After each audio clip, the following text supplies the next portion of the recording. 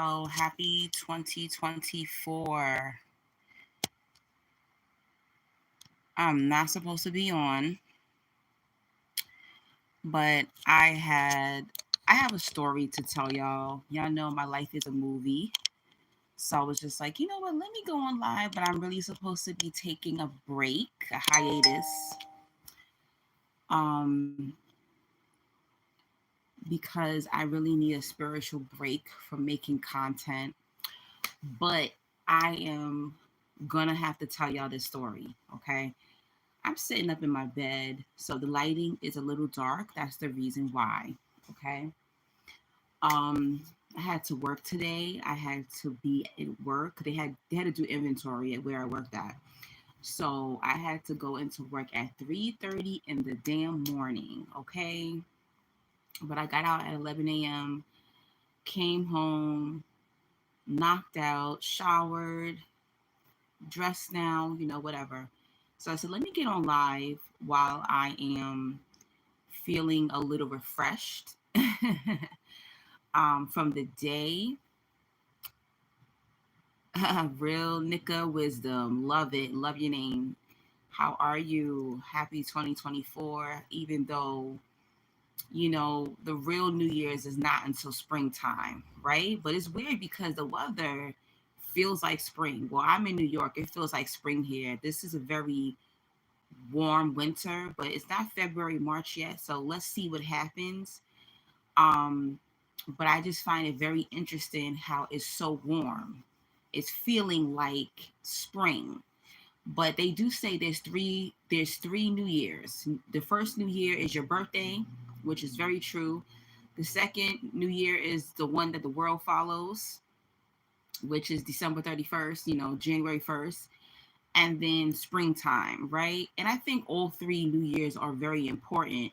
Even though we don't live, or we're not part of the matrix, we still kind of follow these things. So take, you could be woke but still be aware of like how we're living, pretty much.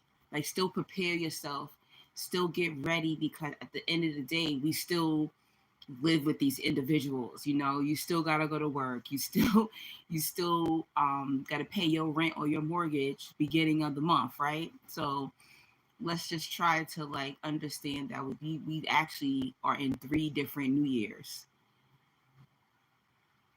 Hi everybody. Oh wow, you made it. Thank you everyone for joining. And I had a story. I'm not supposed to be doing content. I'm supposed to be taking a break. But I said, let me just get on live, and then I probably will disappear for another week or two. Sorry if you're hearing like alerts on my phone. This is a new phone, so there's like alerts. But yeah, so I came on here because y'all are like my friends, okay? I don't really have friends. I don't have any friends really in New York like that. I have a few male friends that I hang out with, but I don't really have friends like that, Y'all are my soul tribe, so I come on here to tell y'all the tea. I come on here to tell y'all like things that are going on in my life. So I said, yo, I got this interesting story, right? And I never thought, at my big age of 40, um, I never thought that I would still be dealing with hate, you know.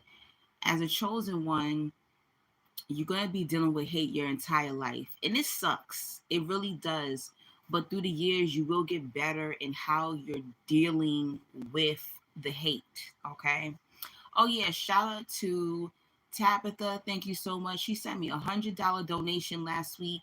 And that's what I use to hang out for the New Year weekend. Thank you so much. I want to give you that shout out. I don't get $100 donations like that, and that was such a huge blessing. And I actually got sick last week, so be careful, guys. I've been slipping. I haven't been taking my black seed oil. I haven't been taking my sea moss, and I ended up with a respiratory infection last week. But I started guzzling my black seed oil. I had some antibiotics at home. Thank God, because they said that people were getting hit with this respiratory infection. So you never know. They might have something out there right now trying to get us all sick. Everyone's getting sick. They either getting that respiratory infection, they get in the second C or third C, or people were ending up with the flu. There was two people at work this morning because it was inventory, came in with the flu and had a mask on. And I said, what the hell are you doing here? Just because you got a mask on don't mean you can't, get somebody sick. Go home. Thank God I sent this manager home. He looked gray. His skin looked gray. It was disgusting. I said, yo, you need to go home. Thank God I sent him home. But yeah, I'm sorry. I'll be talking all over the place. I got ADHD shit I got. But yeah, but I knocked that cold out, that respiratory infection, I knocked it out very fast because I was like, I refuse to be sick for New Year's Eve. Okay. I was like, no way I'm going into the New Year sick. But I feel much better now. Only thing, I feel like my energy is low. Like I can't like move the way I was moving before. You know what I'm saying? Basically. So definitely take it easy out there. Wear your mask. Be careful because they got something up in the air. But if you're somebody who's like really healthy, you take all your herbs and stuff, I've been slacking, then, but still, you never know because there were some people even during, the pandemic who were vegans and they got sick. I knew a vegan brother, he got real skinny. He actually caught it. I never caught the big C, so just be careful, guys. There's something definitely going on around there. Sorry if there's like a glare. I have on these glasses and the lighting is a little off. But yeah, so at my big age of 40, I don't go into situations thinking everyone's gonna be hating on me. I know who I am. I know I'm a chosen one. I know y'all are chosen ones. It's something that is expected, but I don't go chosen ones don't go into situations going, yeah, somebody's gonna be, hating on me like I'm all that, I'm a chosen one. No, chosen ones don't think like that. I don't think like that. I do kind of get leery in like the relationships and friendships I make. I'm not gonna lie, I'm a very standoffish person because of my experiences, and I need to like analyze them, use my spiritual discernment before I let them get close, before I tell them certain things. And I think all chosen ones, all individuals, whether you're chosen one or not, you should move in a way that everyone shouldn't have access to you, because when you are of light, people gonna want to be around you all the time. You think, oh man, I'm making a friend, or I'm making, this person could potentially be my lover, but they really came to just drain you of your light. So you have to use spiritual discernment. And I think because I was going through like a little mini depression, my judgment was off. I really wasn't tapping into my spiritual gifts. But right now, I feel like our spiritual gifts have increased. I feel like people's true colors are being shown more now. I don't know if y'all noticed that. Click like on the chat, guys, for me when y'all come in. What y'all say? Don't forget to hit the like button. Thank you. Thank you. Way ahead of the game. No slipping. Happy New Year, Gifted.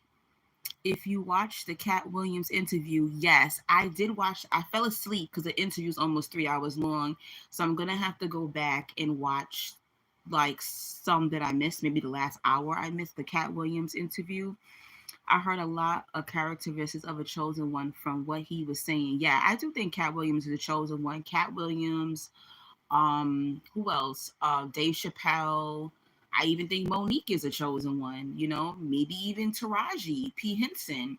These people who are willing to go against the masses, go against, the man, go against the elites and tell the truth. Those are chosen ones, definitely. These are people who, but you ever notice a lot of them, they're spiritually protected. The lot of those celebrities who come out with truth, you peep game, they might get ridiculed, they might get, but not too much happens to them because they do have God protecting them. They do have angels too. Yes, the light exposes them. So yes, I'm noticing like an increase of me being able to pick up on people's true colors. And believe it, guys. Listen, listen, listen, listen. I'm talking about, what's funny? I would rather cut a person off because I'm making a mistake of thinking that there's something off about them than to not cut them off. You get what I'm trying to say? Like, I don't know you anyway. I know I may mess up, once in a blue moon, but I haven't been wrong yet. Whenever you're feeling something about somebody, don't gaslight yourself. I think because a lot of chosen ones grew up around narcissists, or, you know, um, because of our experience, we literally gaslight ourselves. A narcissist don't gotta gaslight us no more. We're already trained to see the best in people, and that's a big mistake that I feel like I made through the years. You chosen ones tend to reflect their light on people. We always want to see the best in people. We always want to see the good side. We be creating good sides. You know how many times I created good sides of people that didn't even fucking exist there? It didn't even exist. I was reflecting my characteristics onto people, and we chosen ones tend to do that, and you do this for years. You do this for years. You literally creating these characters. They not like that. If that person is not like that, you cannot put potential on them to be something they're not. Who said they want to be a good person? Who says they want to have chosen one characteristics? You feel that it's kind of narcissistic for us to do that to people too. Maybe they want to be an asshole. Maybe they like being demonic. Maybe they work for Satan. Maybe they don't want to grow. Maybe they're not ready to heal. Maybe they want to be a dickhead. You feel me? Like, I know it's hard for you to fathom this, but people actually are comfortable in their shit. So who are we to come? I'm the chosen one, or I'm an empath. Like, I can love you. I can show you the light. If they don't want to be shown the light, who are we to tell them that? You get what I'm saying? So through the years, I've learned that I only help those who want to be helped. This once in a blue moon, I may drop some gems, spit some spiritual game on people, and I could see them like, oh shit, she just opened me up to something, and I just leave them.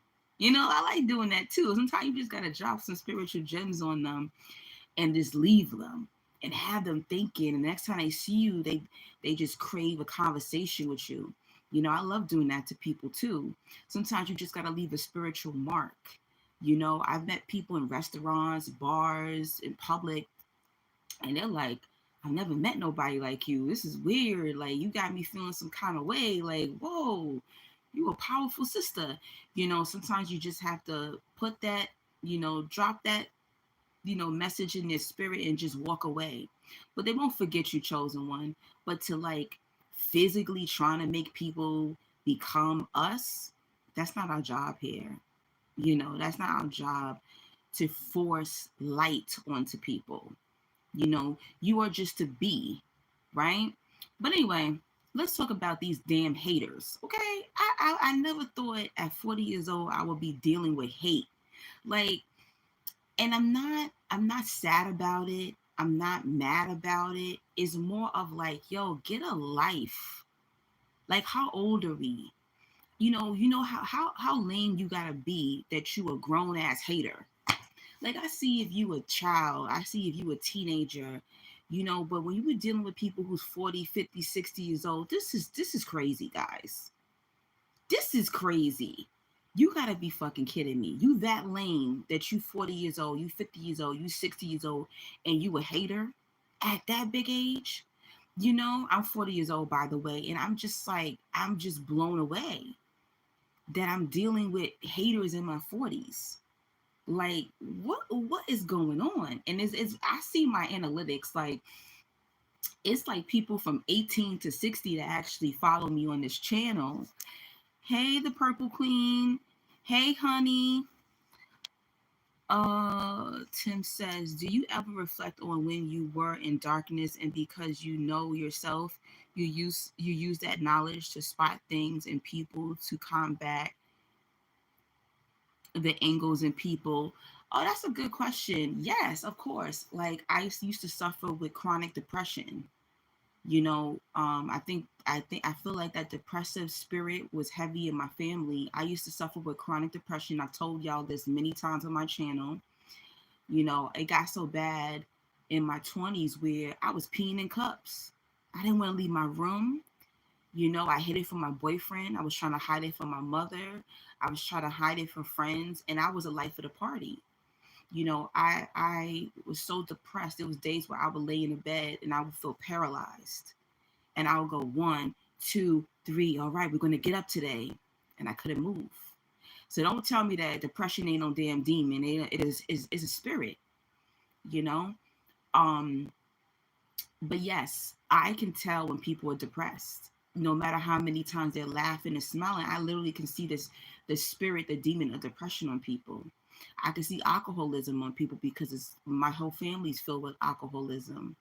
I even feel like I've dealt with some form of alcoholism. I may not be drinking every day, but there's days where I'm like, if I don't get my wine, if I don't get my red wine, I'm gonna hurt somebody, like, so I can see that spirit. I can see drugs on people, because I'm very familiar with these spirits that's in my family and within myself. I never did, I don't do drugs, but yeah, definitely. And I know when people are bullshitting too, because I can see certain spirits on people. I know when people are battling their sexuality, so I do use my gifts to see how to navigate with people and things that I've been through. I can even tell when somebody's been molested, because I've been molested. I can tell. It's a certain brokenness that a person has. The way it's like a stain, like a spiritual stain on people. So yes, I definitely do use that. Happy New Year, everybody. Happy New Year. Looking wonderful. Thank you. I'm trying to get my light back. It's coming back. It's coming back. I always know when my light is coming back, I start looking younger. I notice that. Like when I'm sad and depressed, I start looking my age. I start really looking 40. But when I'm like starting to come back to myself, I just start, like, my skin starts to clear up and I just have like this glow.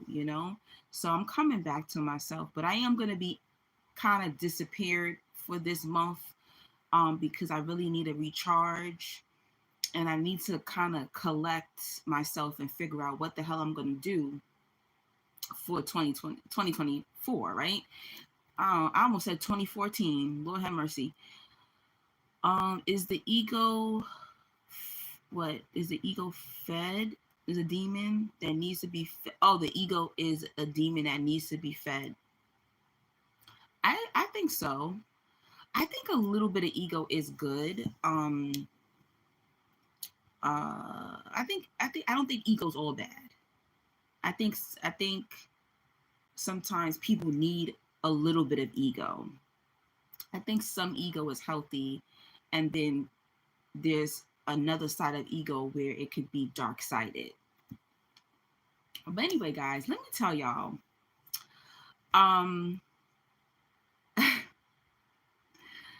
So I at this job that I work at, I've been there since October. I met this white lady. All right, I always talk about this when it comes to race and stuff like that. I'm not a racist, but I've always been transparent because I know I have a lot of white followers too and supporters and people who book with me. So I like to do this disclaimer because I don't want them to feel some kind of way.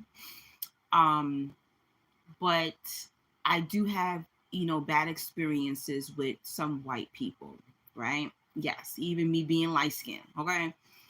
And there's always been like, you know, some of them may think they're not saying racist things, but it is racist.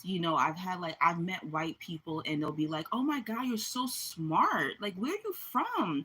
How do you speak so well? As if to say, like, every other Black person they meet is ignorant or they're not intelligent, when there's many Black people who are intelligent, who are inventors, who are creators, we're a very intelligent group of people. you know, um, who have degrees, who are scientists, who are doctors, and the list goes on. But it's kind of like, oh, who's this smart Negro? You're so smart. And that has been my experience with them. So I'm very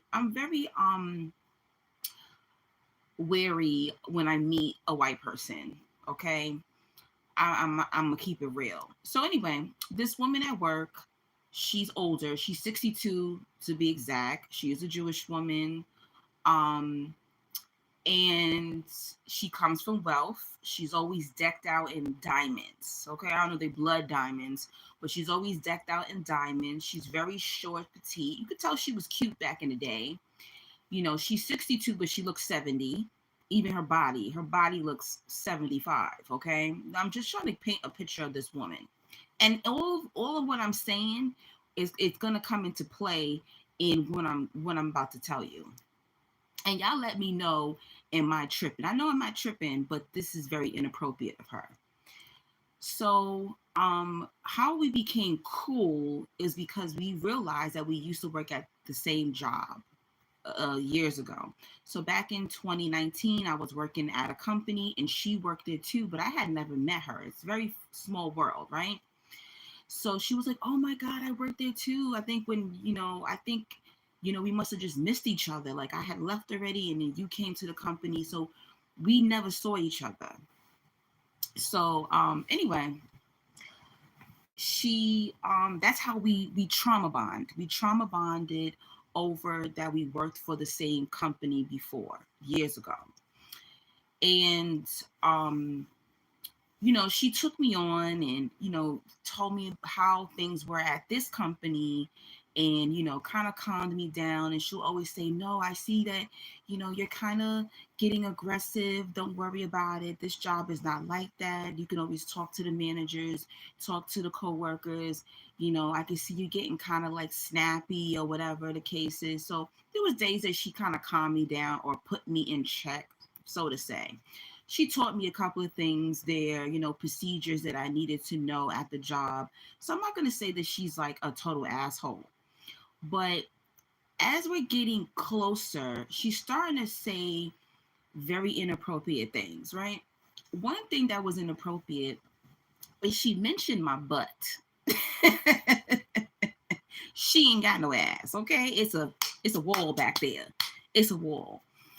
And she used to be thicker, but she decided to lose 40 pounds and she's really small now. She looks like she's probably like 125, 130 pounds, right? So she probably was like 160 before. 160, 170, you kind of thick. Even if you're a white girl, you're going to be kind of thick. So she looks like she's probably about 125, 130 pounds down. And she don't got nothing back there. She don't got nothing here. She ain't got nothing back there. And one day I'm at work and I feel a little push on the side of my booty. And I look, because I was about to say, if that's a guy touching me, I was going to swing. And she literally touched my booty, guys. Like just went like this, right? And I was like, "Girl, what are you doing?" I was like, "Get off of me." That was inappropriate. That was an HR moment. And she was like, "Oh man, I miss having a butt. Like, you have such a nice butt." You don't say things like that to your coworkers. I don't care how cool we are, right? And, she's a little feisty Libra old lady, and she's always talking, saying little sexual things and stuff. I understand you spicy because I've been around Libra women. They're very sexual creatures. And they're always making sexual jokes and stuff like that. But it's like, that's inappropriate. So homegirl touched my booty. That was a red flag. She touched my behind. I didn't like that. And I'm a person, I cover up my butt. That's just me. I don't never cover up these, but at work these be covered up. But I've always been a woman who covers up her behind. That's just, I don't know. I just don't like men always looking into my butt crack. So I usually wear shirts that fall right at my behind or like cover my behind, So at work, I'm always covered up pretty much. Just put it that way. I always have on dress pants and a long sleeve shirt. Like I'm always appropriate. I can't help it. If I have a shape, you're going to see it.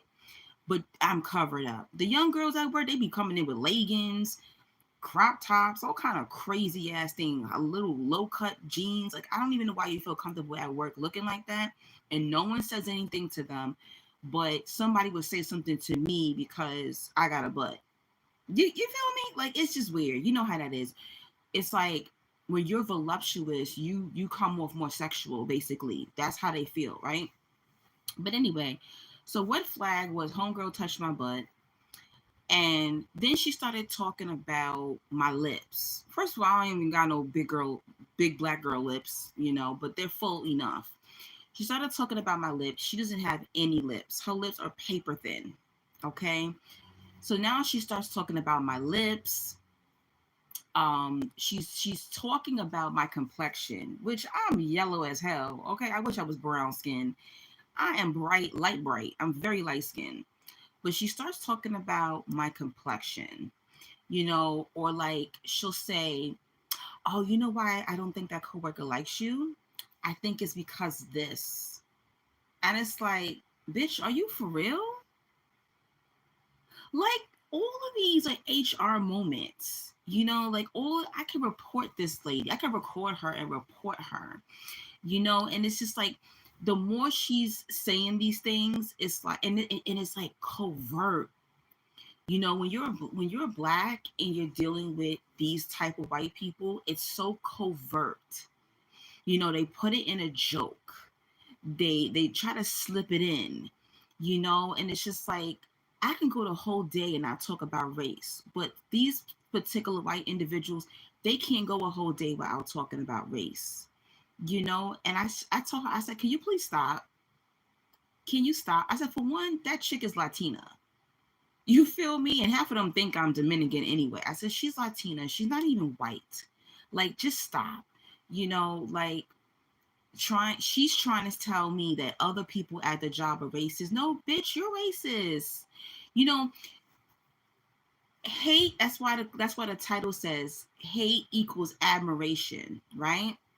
Because that's really what it is admiration, you know, and she just is mentioning my complexion, mentioning my booty, mentioning my lips, mentioning how young I look, how I don't look 40, and it's just like, I'm picking up that she's jealous of my youth.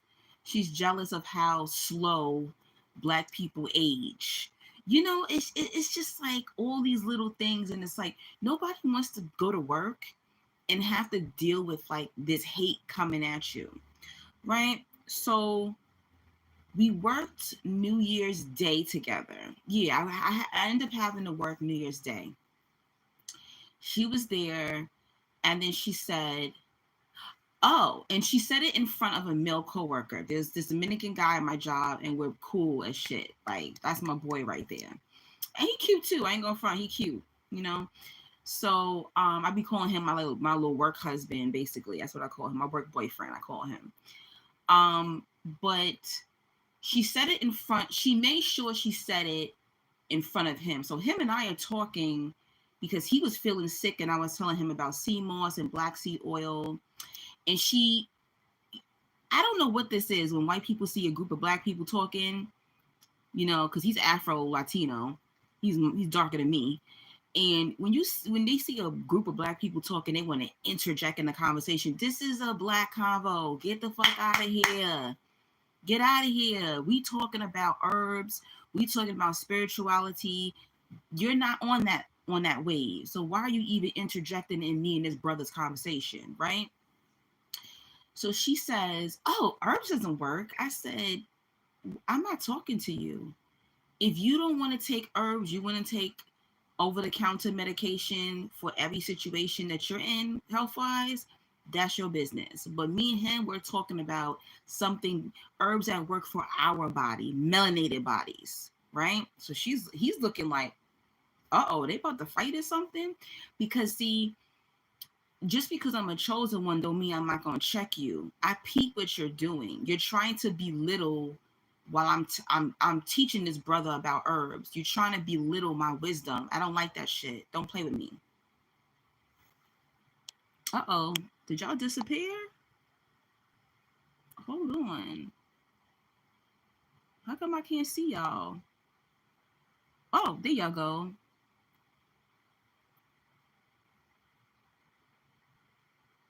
Okay. You said you deal with that at school. You deal with that with the white folks. Yeah, but anyway, so now she's being disrespectful and rude because I'm putting this brother onto some herbs and she's trying to belittle my wisdom and what I go for. If I hear people talking about over the counter medication, because I take over the counter medication too, I'm not going to say, no, don't do that. That don't work. You don't know what you're talking about. Don't take that. No, if that's the path that they choosing to take, cool. But don't belittle what I'm saying. This happens a lot to chosen ones. When you're preaching, when you're teaching, there's always going to be somebody who goes, well, that's not true. That's not right. They don't even know what the fuck they're talking about, but they want to tell the chosen one that they're wrong, right? They want to just belittle you. They don't even have the information on what you're talking about, but because the chosen one is talking, the chosen one is giving people an enlightenment, and people look up to me at this job already. And this brother that I was talking to, he looks up to me. He I could tell he tries to even impress me. You know, people look up to me, so when I speak, people listen. They don't like that. She peeps that. She sees that. She sees that when I walk in, people's like, "Oh, Angelique, hi! I love your hair. I love your lipstick. Where'd you get that from? Where?" You know, like people light up when they see me. You think that she's not peeping that? They don't light up when they see her. Nobody's checking for her, you know? So she's starting to like try to belittle my energy, belittle my light. So once she realized he was still going to listen to me when I was telling him about the herbs, I wrote it down on a piece of paper. I gave him the paper, what to get. Then she said next, oh, so we know who didn't get a New Year's Eve kiss.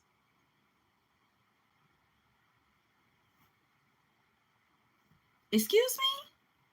How old are you? What are we in fucking junior high? I said to her, I said, what are you talking about? Oh, because you're single, we know that you wasn't kissing on nobody on New Year's Eve. I said, how you know who I was kissing? Am I dead? I said, oh, why do y'all be thinking single people don't be getting no sex? Why do y'all be thinking single people don't be getting no hugs and kisses? They actually get that from multiple people.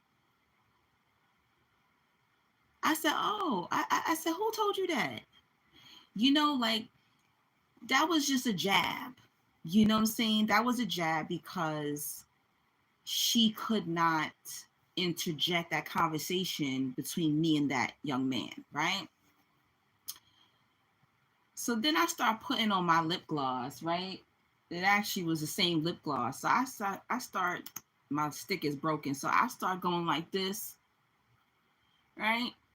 And then she was like, oh, I don't know why she putting on that lip gloss because nobody was kissing those lips.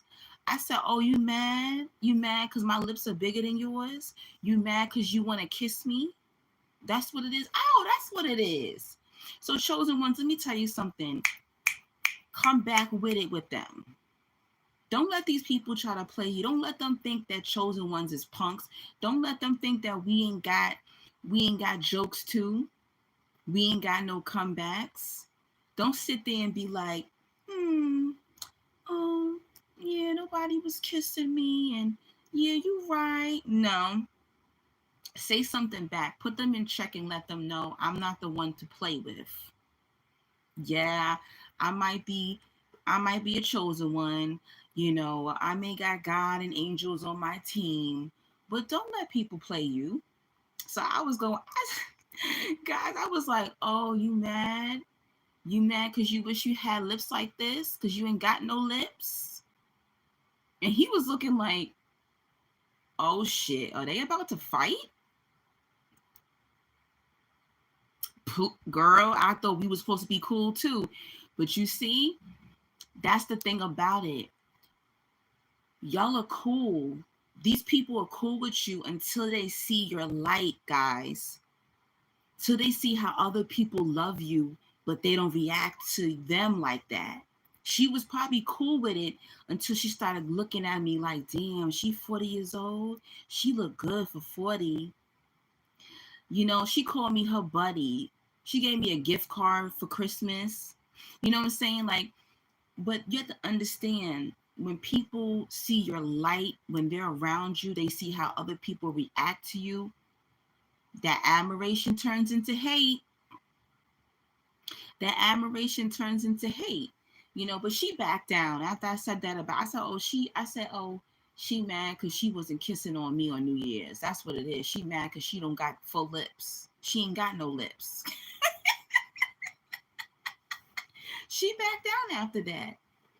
And you never know. She might have some type of narcissism too. She might be a covert narcissist. Sometimes you got to hurt a narcissist's feelings. Sometimes you have to. It's not that you're. Sometimes you got to match the energy, guys. Not match the energy to become like them, but match the energy to let them know, don't fuck with me. I'm not a lame. I'm one of God's people. I'm a chosen one. I'm not a sucker or a punk like you think I am. She was like, oh, you're so sweet. I actually gave her this big ass bag. She's Jewish, so she doesn't celebrate Christmas, but I gave her this big ass bag because she's diabetic. She can't eat, sugar and stuff. I gave her this big ass bag of chocolate, sugar-free chocolate by Russell Stouffer's, whatever, that brand. That was a $15 bag of chocolate. You know what I'm saying? And I'm kind, I'm nice, but don't play with me like that. So after this encounter on New Year's Day, guys, I said, you a hater. I got you. I see you for who you are. You a hater. I'm not saying that she doesn't see my greatness. She doesn't see my light. Oh, yes, she do. She definitely sees my greatness. She definitely sees my light.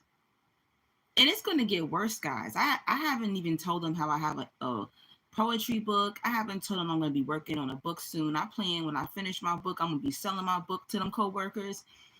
People, when you are there to inspire people, when, you're filled with light, they see how others react. They see how you are. One day she said to me, this is how I know she is trying to hurt me.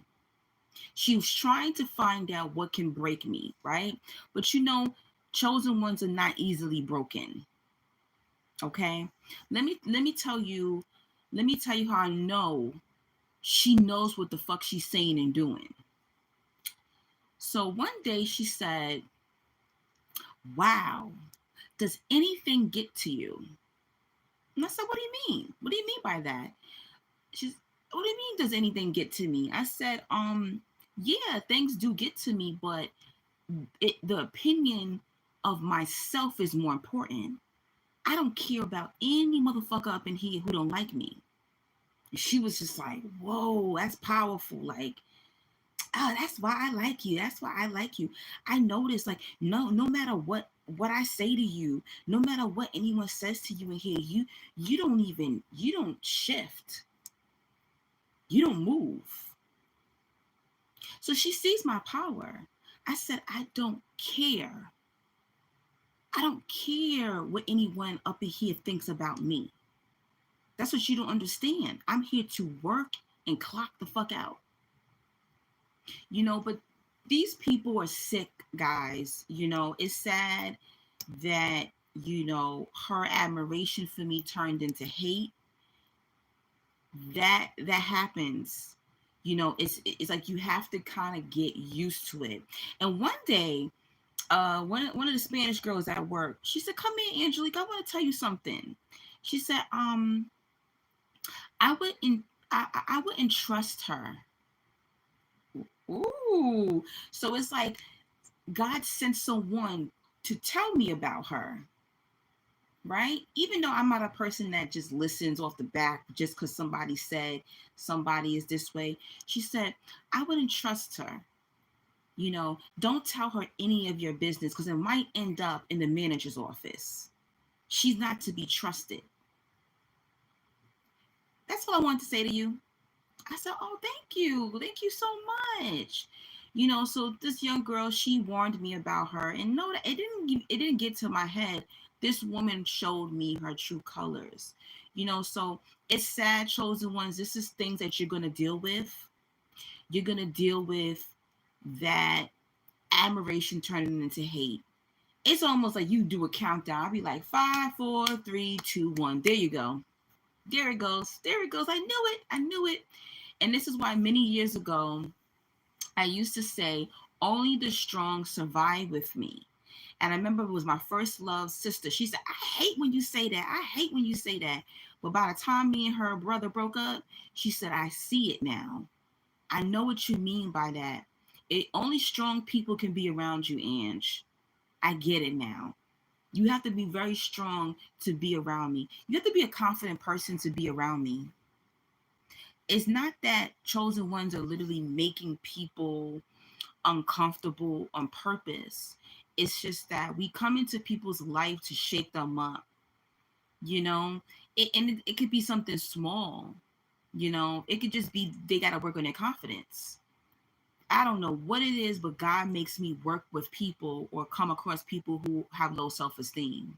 And I hate it because to me, people who have low self esteem, people who have no self love are dangerous. So what they try to do, they try to sabotage me. And I'm tired of that cycle. And this is why I don't really befriend people like that, because I'm tired of, why do I have to turn down my confidence because you hate yourself? You get tired of that. What are y'all saying in the comments? Joe, what up, Joe?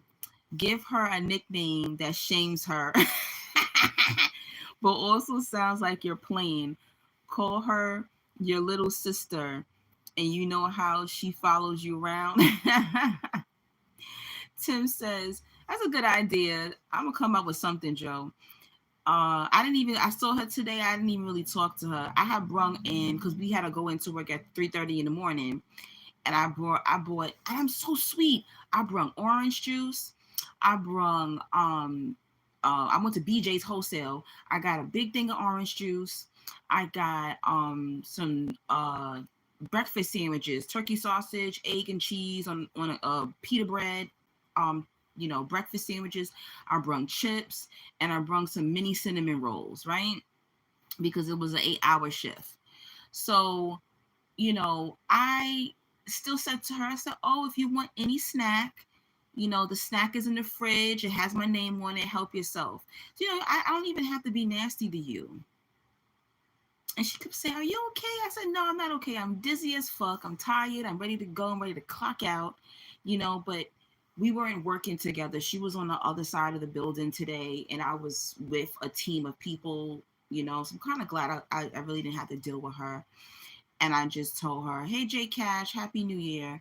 I just told her, like, no, I'm not cool, but, help yourself if you want to. And I told the other girls to help themselves, and I left the food there. It will still be there if they want to eat or whatever, because sometimes we be hungry at work and got no money, got no food. Okay, Tim says, their hate only makes you more powerful over them. Exactly. And your control over their emotions, you're dominating them. That is so true. And I do know how to transmute that energy. I do know how to transmute that energy. I think it's sad. So I don't even know if people be realizing they in the hater mode. Like when do people know when they're hating? I'm not a hater, so I really can't remember the last time I hated on somebody. I think the last person, I always make this joke, the last person I was hating on was Rudy Huxtable from the Cosby Show. I always wanted a family like that. I always wanted siblings like that. I always wanted to have like a family unit like Rudy Huxtable. It's very rare. I'm not a hater, so I can't really say being a hater is not my it's just not in my blood, and I'm not a person that, if I feel some kind of way about somebody, I just remove myself from them. You ever felt some kind of way about somebody? You like, let me remove myself from them. That's just me. I remember being a teenager, and there was this girl. I was actually friends with her. I think she even had a crush on me. It was strange. It was weird. Every time I was around her, she was wanting to hold my hand, and she'll be rubbing on me and stuff. I don't know. I think she was bisexual, but whatever. Uh, I remember this girl, like every guy liked her, even the guy I liked. She kind of remind me. She don't look like Beyonce, but she has that Beyonce energy. There ain't nothing too special about you like that, but everybody's obsessed with you. She had that kind of energy, and it's funny because she was a Virgo, and Beyonce is a Virgo. But it was just like I just did not get it. I used to be like, what is it about her? Like, she's okay. Like, all right. I just did not get it. You know, I ain't gonna tell you what happened to her. She's alive, but I ain't gonna tell you what happened to her. Yeah, I ain't gonna do that. She's a sweet girl, but her life did not turn out to be what people thought her life was gonna be. Let's just say that. It's always like that. The people that they sweat when we were younger, they turn out to be pretty much nothing much. But maybe that's what it is. You're able to see that people ain't really much. You kind of can see their future. So maybe that's what it was. I can actually see like she wasn't really going to be about much. But anyway, with that energy, I was talking about me never being really a hater like that. I kind of move away from people. So I remember like being friends with that girl as a teenager and kind of like staying away from her, because I was just like, I don't really see what the hype is about this. She's cool, she's sweet, but people's just hype off of her, and I don't see it. But these people are weirdos. They don't like me. They don't like me. They don't like me because they're not me. They don't like me because they don't exude my energy. And you know what? Maybe people watch me, or maybe she's looking at me like there ain't nothing special about her. What's so special about that black girl? Maybe she is thinking that. Maybe she is thinking that. Maybe she's like, why they like her so much? I don't see it. But she wrote me this little card for Christmas that said, it is an honor to be your friend. It is an honor to call you my friend. First of all, who told you we were friends? We ain't friends. And I even had to tell a coworker that today I was telling them about another story I'm going to tell y'all, a hater. And they were like, oh, does the person you're talking about, they work here? I said, I ain't got no friends up in here. And they kind of looked at me like, damn, girl. I was just like, you can't just go around calling everybody your friend. I said, I'm cool with y'all, but y'all not my friend.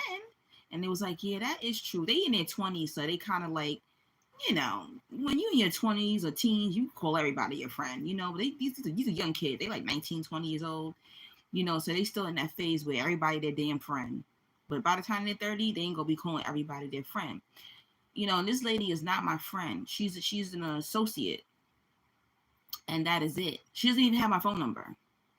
One time after work, we went into TJ Maxx together. We looked around and she was like, oh my gosh, that was so much fun. And she drove me to the bus stop. That was it. That don't make us friends. We're coworkers, we're associates. That's it. And it's very sad that you want to be cool with certain people, but that admiration is just slowly starts turning into hate. I'm used to it by now, but at the same time, it is an exhausting process. Now, what y'all saying? Low self-esteem and projection coming from people these days and throwing shade about you. It is increasing, guys. So, like, don't gaslight yourself. People's true colors is coming out faster. Remember 2023, that was year 7, and that was hidden knowledge and truth, right? And then now we're in year 8, right? 2 + 2 + 4 is 8, right? So 8 means new beginnings, 8 means karma, 8 means manifestation, 8 means money can come in, 8 is abundance, right? The infinity with 8 is my life path number. It looks like the infinity, continuously. So whatever you put out, you're gonna get, right? So you have to understand that in order for a lot of time for your blessings to come in, you need people to be cleared out, right? There's times where God wants to give you abundance. So a lot of abundance is supposed to come in. A lot of you gonna get money, right? I hope my money coming in this year. Child, I'm ready to get the hell up out of the USA. A lot of money's gonna come in, jobs, opportunities, your business, your book, anything that you want to do, please do it this year, because you have a higher chance of manifesting and being successful this year because of the 8. All right. It's a money number too. Um, it's a master number because it's actually 44, and then you break that down, 4 and 4 is 8. But anyway, I'm not a numerologist, but I know a little bit. So what I wanted to say is that you're going to be seeing people's true colors, because you need to be clean. A lot of cleanup needs to be done. A lot of cleanup was done last year in 2023, but in order for certain blessings to come in, certain people have to leave your life, certain habits. You gotta leave certain jobs. You gotta leave, that relationship behind. Maybe you gotta move. All these things need to occur before a particular blessing comes in. It's kind of like, why would you get dirty? Why would you get clean in a dirty bathroom? You get you get it? You can't get clean in a dirty bathroom. You got to bleach it down, clean it first, then you take a shower, then you take a bath. You get it? So that's how blessings, it needs space in order to come in, basically. So keep creating so that way those blessings can come in through those avenues. Tim says, we are in spiritual warfare. Them people are on the enemy's team. They are. You're seeing the great split. It's like, you don't want to believe it. But guys, I'm sorry. If you don't know by now who is who, and I'm noticing that you can't even talk to these people. It's getting worse now. I can't even fake the conversations anymore. Before, we used to be able to fake conversations. You can't. It's like a dead silence. Like, I have this friend, I talk about her many times on this channel. She was the one that was hating last year, not last year, 2022, when I had weight loss surgery, and was like, oh, don't lose more weight than me, which I am smaller than her now. I weigh less than her now. But anyway, but it don't matter because she tall as hell, so I look bigger anyway. But that's besides the point. You know, these individuals are going to show you they're not supportive. They disappear when good things are happening, and now it's like the conversation is so dead with this girl. There's nothing to talk about. The other day, I had got my nails done. I've been trying to keep up with my nails. I had green before. I don't know if y'all saw it, but now I got this like metallic type of blue, right? So she was like, oh, you getting your nails done? I'm like, yeah. I'm on the phone with her like, well, I gotta go, girl. I gotta get my nails done, da da da da. And I got this, and I sent her the photo like, oh, this is the finished product. You know what she did? She did not compliment me. She sends a picture of her ugly ass hands. Okay.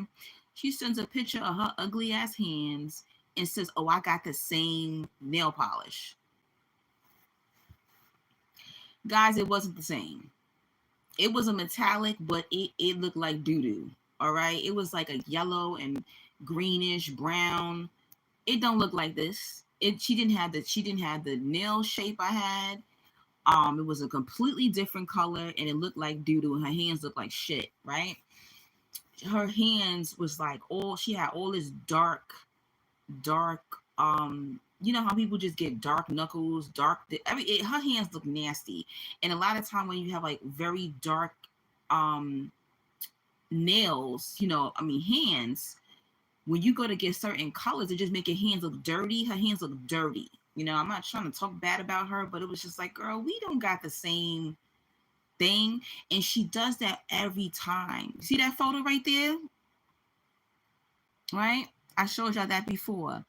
When I sent her the picture, again, I was talking to her and she was like, oh, what are you buying? I said, I was buying a photo.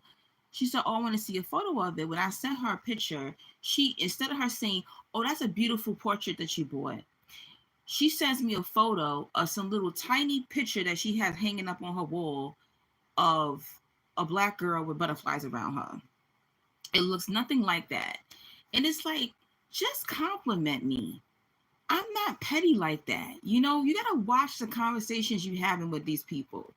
I'm not going to go, somebody says, oh, I bought I don't know. Let's just say I bought a top. I'm not gonna go, yeah, I got that top too. Yeah, I ate Chipotle too. Yeah, I'm going on vacation too. Yeah, I bought a car too. Like everything is me too with these bitches. You got everything. And then when you look at it, it don't look nothing like yours. It ain't nothing close to yours. It may be like kind of similar, but it don't look nothing. The quality be off. It be trash. They want to compare everything to you. Yeah, I got that shirt. Yeah, I got them glasses. Yeah, I do that too. I mean, even down to toilet tissue with this girl. Yeah, I use Scotch toilet tissue too. Yeah, I buy Dove soap too. It's like, damn, bitch, are you yourself? You see, they want to compare. They want to make it seem like they're just like you. They're nothing like you. Do you know how exhausting that is to talk to somebody? You can't even get through a conversation. Everything is me too. Me too. I'm like that too. I do that too. I got that too. Shut the fuck up. Do you have anything unique? There's nothing unique about them. They have nothing to talk about. So honestly, that relationship, that friendship is dead. It been dead though, but it keeps dying more and more. We have absolutely nothing to talk about at all. At all. These people are dead souls. They're gone. So even when you're trying to be friends with these individuals, you're trying to be in relationships with these people, it's not going to work. It's not. They're going to feel so uncomfortable around you. You're not going to have nothing to talk about with these people. You do not belong around them. They're not your soul tribe. Get the fuck away from them. Excuse my language. Excuse my language. Aries. Oh, who did I miss? Mega harassed by fiscal program. Appreciate your beautiful positive energy. I know the master sent you love. Thank you so much, Mega. And I hope they leave you alone. Aries Sun, Sag Moon. I hate people like that. I've had my share of those types. Yep, they're annoying. Tim says they are in the matrix. We don't compete with nobody. No, we don't. And then it's like, why are you competing with me with like material things? Because you know why? Because they can't compete with your character. They can't compete with your spiritual light. So they gotta compete with material things. That's why. That's how, you know how lame you have to be that you're competing with material things. Material things could be thrown out. It could be thrown out. You can lose it. It can burn in the fire. That's not you. That's not your core. She's lame. You know, and I'm glad that she's starting to hang out with a lot of coworkers. She's picking up type of strays off the street to be friends with. So she's hanging out more, and I'm like, good. So that way her focus can be on these people who she think is her friends. You know, but we're not friends. You know, we just two people who just used to be friends. J Cash says, it's like you can't tell the truth or a view in a different perspective without people getting mad. Exactly. Because these individuals need an audience to make them feel secure about their choices. We don't need that. We don't need validation. We don't need an audience. We don't need people to basically believe us. We don't need people to believe us. We don't need people to be doing what we're doing for it to be real. You get it? We don't need that. We don't need that at all. It just is what it is. This is who I am. This is what I stand for. This is it. I'm not convincing you of who I am. This is who I am. And that's something that these people don't have that, but chosen ones have that. It comes to us easy. I never second guess my beliefs. I'm not here to convince you. I told you who I am. This is who the fuck I am. Take it or leave it, or get out of here. You know? He said, even falling out with friends over it, people are easily offended by different perspective. Yeah, because they need people to basically they need followers. That's what it is. They need followers. Let me go on here. I've been talking for a whole hour. Make sure you bless my Cash App. Make sure you bless my PayPal. Make sure you bless my Zelle. Um, it's the beginning of the new year. Bless me with whatever you can financially. Would be greatly appreciated. I'm about to put my information in the chat right now. But yeah, I'm tired of it, and this is why a lot of chosen ones they be ready to like fight. A lot of us chosen ones be ready to curse people out. We're ready to fight because it's just like, yo, what the hell is wrong with you? What is really wrong with you? Where is my I'm trying to find my I gotta go on this. Wait, hold on. I'm looking for because my tablet expired. Oh my god. My tablet died. Hold on. Where's my what the hell? How come I can't get to my channel? Like, view channel. Duh. Oh, I got another story for you before I get out of here. So the hate don't end there, guys. The hate don't end there. So, I can hear my voice. Ooh. All right, there we go. Hold on a minute. Let me put this in the chat, my information. So I have to deal with that shorty at work. And so over the weekend, right? So you know how New Year's Eve was on a Sunday, right? So a lot of you know that New Year's Eve is the day that my mother passed away. This made year 17. So every New Year's Eve, I try to celebrate my mother's life. Okay, my mother was my everything, my best friend. A lot of you know that I had a post of my mom on the community section. You can go over there and check it out. So I said to myself, my god sister, she lives in Texas. So she hit me up and was like, oh, I'm going to be in town. So my mother was her godmother. So I said, oh, you know what? Actually, being that, New Year's Eve is on Sunday, let's hang out that Friday night. So she said, oh, that would be great, because I wasn't supposed to be working on New Year's Day, but I'm so glad I did it that way, right? But I did have hold on a minute. Let me put my donation information in the chat. My Cash App is up, and now I'm putting my Zelle and my PayPal information. Donate during the live, or you can donate on the chat, or donate when I get off, right? But anyway, so the guy's sister, her and I are a year apart. I'm 40, she's 41, and our lives are very different. So at 20, she got married to a narcissist, but she's narcissistic herself, okay? She got married, had 3 children, divorced, of course. That marriage with a narcissist wasn't going to work. 2 narcissists being married, it was beating on each other. It was crazy. It was a crazy-ass relationship. And at 20, I got proposed to as well, but I decided, marriage isn't for me, right? I didn't end up having no baby daddies, didn't have no kids, Our lives went completely different. Both my parents are dead. Her parents are living. She has a big ass family, big support system. Our lives literally went completely opposite from each other. And the reason why I'm telling you this is because I'm letting you know it's always people who have more than you, okay? But you thinking they got more than you, but all of that they have on the outside of them, it don't fucking matter, right?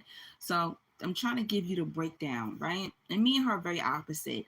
I'm light-skinned and big. She dark-skinned and skinny, right? But she's always been in competition with me since we were kids, all right?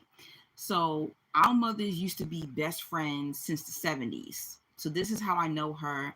We were blessed in the church together as God sisters. and my mother was her godmother. Basically, her mother wasn't my godmother, but I used to call her mother my godmother out of a respect thing, right? I had a different godmother, which I don't know where the hell that bitch is now because she abandoned me. But anyway, that's another trauma story. So this is basically the gist of this girl. Her mother's a narcissist, right? And so she has a lot of narcissistic qualities. Now, there's two different types of narcs I notice. There's one type of narc I feel, that's covert and overt. But I think that there's two types of narcs we come across. There's some narcissists that they're only narcissists because they need constant outside validation because they hate themselves. That's the kind of narcissist she is, right? Then there's another kind of narcissist where they're out to kill you, right? That's mostly the narcissists we come across.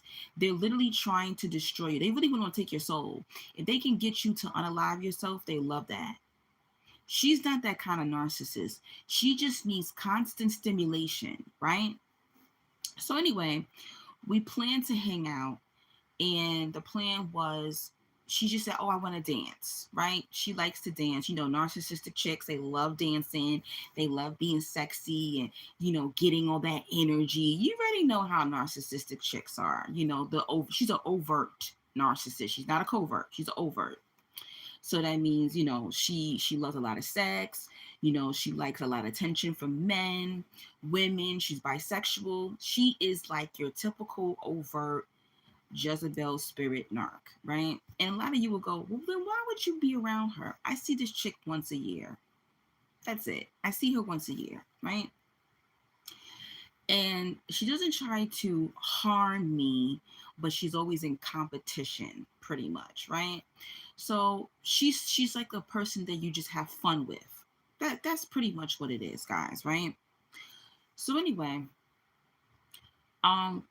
I show her 3 places. I text her 3 places, and she picks this hookah spot.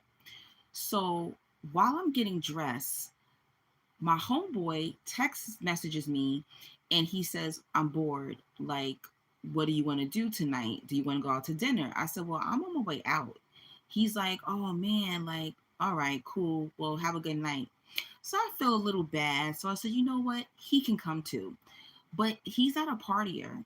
But in my head, I'm going, whatever. Whenever he gets tired, he'll go home, pretty much. So he ends up coming with me to go meet up with my god sister. At the time when she was waiting for me at this hookah spot, her male best friend, who she slept with many times, her male best friend was with her. But he had to end up leaving because he had to meet up with his girlfriend and, hang out with her for New Year's Eve weekend. So he couldn't stay, so I end up not seeing him. I get there, she's by herself. And when I get there, she's on a live. So I'm like, "Are you on YouTube Live or TikTok Live?" She's like, "No, I'm on an app." I'm like, "You're on an app?" This is the most narcissistic thing, guys. She uses an app that she just sits on all day and people watch her. She's not talking about anything, guys. So we're literally in a hookah spot. So she's meeting up with people and she has her phone up, okay? And she's just smoking hookah, drinking, and there's just men in the chat watching her. And this is weird to me because I'm like, you're not that cute, you're not that interesting, you're not showing any body. People really just watch people on live? And she's like, "Girl, I made $300. And I'm like, "You made $300 doing what?" "Oh, being on this live app. You should do it because you already do content." And I'm not used to that culture because my content is of substance. I actually talk about shit. And I was looking at her like, "What?" And I went onto the live and I was just like, "Hi." And there's like a whole bunch of guys in the chat room. And they're like, "Hey, sister, you're so beautiful. How are you? What's going on?" And I was just like, this is so weird. Am I tripping? I was like, people watch people on live do nothing? Anyway, so she puts the camera there, and I'm like, you're gonna be on this all night? She's like, oh no, I'm just trying to make a little money, I like to be on. She technically was on this live all night. She had two iPhones. They both were dying because she kept going on this live chat. And I'm like, so this is what narcissists are doing to get their supply? The internet is a cesspool full of fucking narcs. So these narcs are in these chat rooms. So she needs constant valid. Do you know how crazy that is, guys? Here I am trying to run from the internet and get a break. And she literally is getting her dopamine hit, her narcissistic supply from being on this live literally all day long. Have you ever I was just looking, I was in total shock. And my male friend, he's looking like this some weird ass shit. He's an Aquarius. He's very, very quiet Aquarius. And he was looking like, he was talking to me with his eyes like, this some weird ass shit. What is she doing? Anyway, so we get hookah, we're drinking, we order some food, we're talking. My friend, he's not really a talker like that. He talks to me, but he doesn't really talk to other people. He's just there to be there, right? So then she says, oh, I got invited to another club. Do you want to go? See, the place that I had picked was Grown and Sexy. All right. The internet is very demonic, right?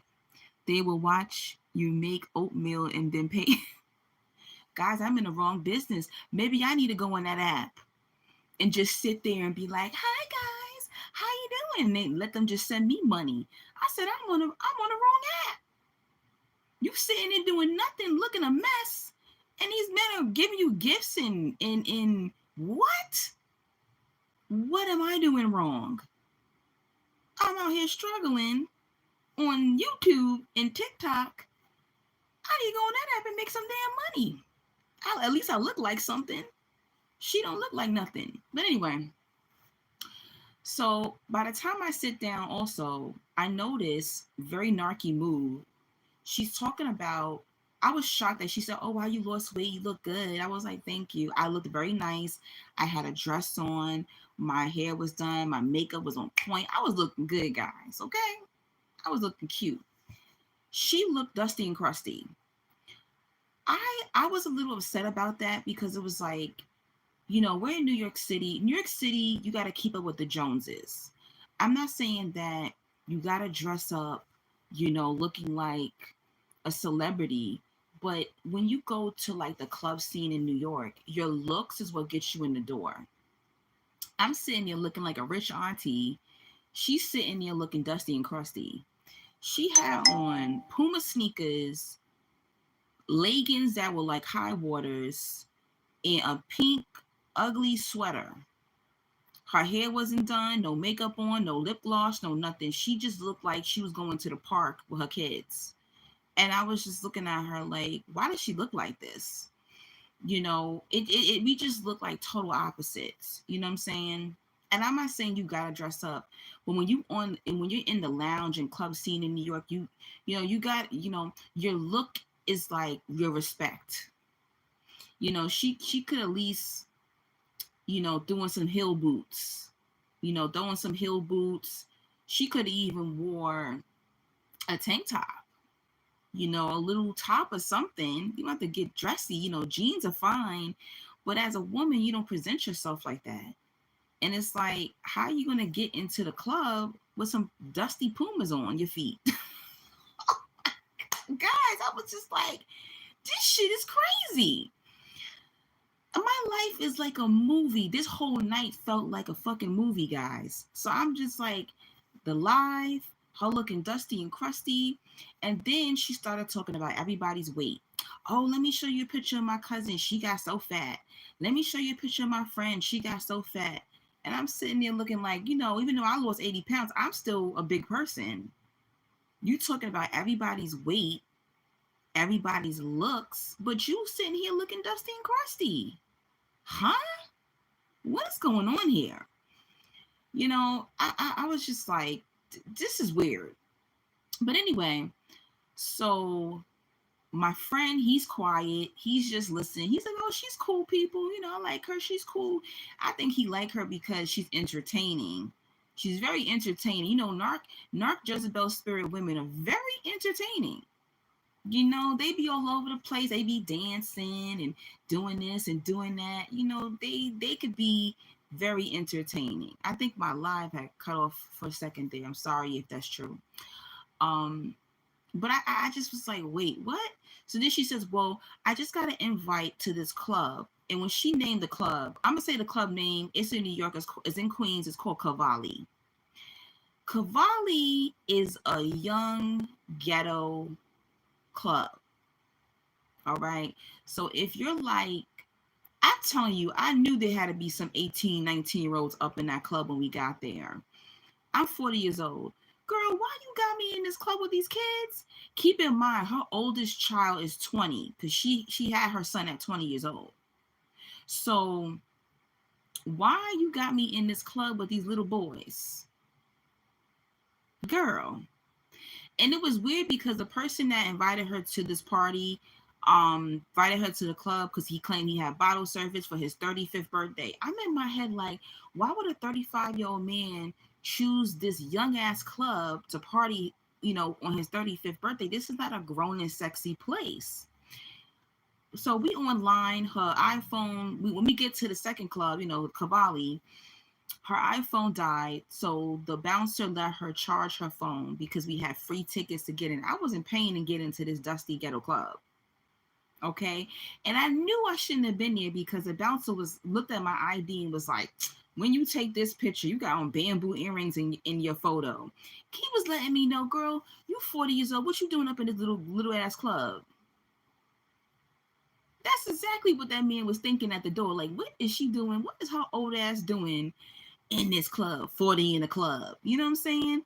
I like lounges, hookah bars, like grown and sexy, where the 30 plus go. This place was like straight, it looked like a club you would see like in Atlanta, with the bottle service girls, they coming out, they got the big sign that says happy birthday or ballers, everybody got on Balenciaga and their gold chain and, popping bottles, spending their damn 9 to 5 money up in there. It was that type of club. All right. And it was so low vibrational in there. I was feeling like heavy. It was just so much darkness. Like some clubs, clubs trap darkness. Clubs can trap demons, right? It is like it's an energy thing. So whatever goes on in that club, it is continuously trapped in that building, guys. You feel me? So it was just feeling so heavy. I stood near the bar the whole 2 hours we was in that club. I stood at the bar. My homeboy, first of all, he older than me. All right. He's 48. He's 48. So I'm 40. She 41. He 48. We old in the club. And I'm like, where is your friend? We was there for 2 hours, guys, from 12 midnight to 2 a.m. I said, girl, I'm leaving. My homeboy said, I'm leaving. I'm going to take an Uber. I'm going home. I said, okay, you go ahead because I'm going to go to another place after this. So you go ahead and go home. He said he was over it. He said he was over the low vibration in the club. But yeah, she was having a good time because, narcs, they love that energy. She was dancing all over the place. And then she started dancing with this one guy. And I didn't like that because I feel like when you're in a club, there's a certain politics, right? So she's dancing with this dude and he's all over her. They dancing like 5 songs in a row, right? And he didn't offer her a drink. So I said to her, I said, where your drink at? To me, I don't like being with women who allow just men coming over to us and they're not even offering you a bottle of water. They're not even offering you a drink. but they think that they're going to talk your ear off the whole night. They think they're going to grind up on your booty the whole night. No, sir. Invest or keep it moving. Get the fuck out of here. And she's like that because she doesn't care about the drinks or how a man giving her respect. She was just thirsty to have that energy. You know, this is how these narcs are, guys. That she was just thirsty to just have that energy. So the guy heard me. He was like, "Oh, I make 250,000 a year. Oh, I can buy your friend a drink." I said, "I don't care how much money you make. Where's a drink? If you make 250,000, you could have bought bottle service. I don't care how much money you make. Where's her drink?" I pulled his card. He didn't like it. He bought her a drink and then he walked away. Cause I pulled his card. You dusty and crusty. How you dancing with my god sister five dances in a row? She sweating, you all up on her like you her man in the club, and you didn't even offer her a bottle of water. Get the hell out of here. I don't play that. I'm sorry.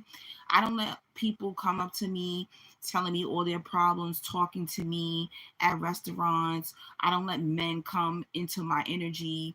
You want to talk my head off like I'm your woman or I'm your therapist. You want to dance with me all night and you can't even offer me a Poland Spring bottle of water. Fuck out of here. And ladies, stop doing that. I don't care if you make 500,000 a year. Don't let people be in your energy for free. No. You came with us, so why are you dancing with that dusty, crusty man? And he didn't even give you a drink, but yet I'm paying for Ubers and I'm buying you drinks and you buying me drinks. No, I don't like that. I'm sorry. I'm not one of those girls who just let random men come in my energy. How am I gonna say I'm a goddess and you just can have access to me like that? Get out of here. Absolutely. Even me as a woman, if I was trying to talk to a man or something like that, I wouldn't do that. But, "Oh, sir, what are you drinking? Could I have your time?" You feel me? Like, get the hell out of here. I was in total shock. But she did get her drink though. She did get her drink. How you make 250,000 a year, but you can't buy a $15 drink at the bar? For some girl, he all up in her ear and all her neck. Ew, get off of her. That's disgusting. But anyway, I just move different as a goddess. And I feel like if you a woman, you want to be around me, you have to act like a goddess yourself. Not like a cheap ass whore. You know what I'm saying? I don't know if that's a Leo thing. I don't know if that's a goddess thing. But I don't act like that in public. Ain't no man, just random man can just come up to me and get all close to me like he my man in my face or rub on my titties and rub on my booty. No, sir. I don't know you. Back up. Who are you? And these men who look low vibrational, I can look them in their eyes and tell they was not right. That means talking about he just got out of jail. So you just got out of jail and you make 250,000. You up in the club with your coat on because you didn't want to pay $2 or $5 for coat check, but you make 250,000.